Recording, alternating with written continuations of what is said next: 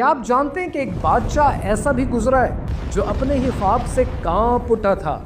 کہانی کیا ہے آئیے سمجھتے ہیں۔ ایک رات فرعون نے خواب دیکھا کہ آسمان سے ایک تارا گرا اور اس کے محل کو آگ نے گھیر لی۔ صبح ہوئی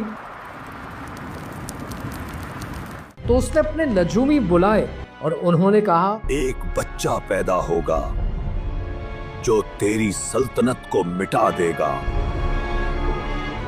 فرعون کے چہرے پر خوف اور غصہ چھا گیا۔ اس نے حکم دیا،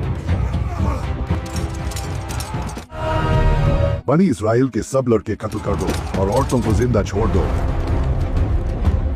یوں زمین ماؤں کے آنسوؤں سے بھر گئی۔ معصوم بچوں کی چیخیں فضا میں گونجتی رہی۔ کچھ وقت گزرا تو درباریوں نے عرض کیا، اے بادشاہ، اگر سب لڑکے مار ڈالے گئے تو ہمارے کام کون کرے گا؟ فرعون نے غرور سے کہا، 1 سال قتل کرو، اگلا سال چھوڑ دو۔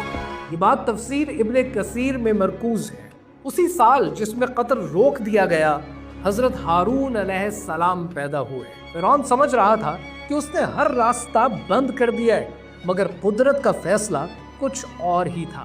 اسی سال قتل کا حکم تھا اور اسی سال حضرت موسیٰ علیہ السلام پیدا ہوئے۔ اللہ نے حضرت موسیٰ علیہ السلام کی ماں کے دل میں الہام ڈالا، جب خوف محسوس کرو تو اسے دریا میں ڈال دو، ہم اسے واپس لوٹائیں گے اور اسے رسول بنائیں گے۔ صندوق دریا میں بہتا رہا اور جا لگا فرعون کے محل کے کنارے۔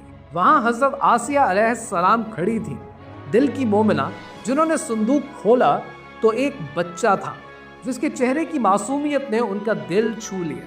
انہوں نے کہا، یہ بچہ میری آنکھوں کی ٹھنڈک ہے، اسے قتل نہ کرو، شاید یہ ہمیں فائدہ دے یا ہم اسے اپنا بیٹا بنا لیں۔ فرعون خاموش ہو گیا اور وہی بچہ جس کے قتل کا حکم تھا اسی کے گھر میں پالا گیا۔ پاسباں مل گئے کعبے کو صنم خانے سے۔ God works in mysterious ways۔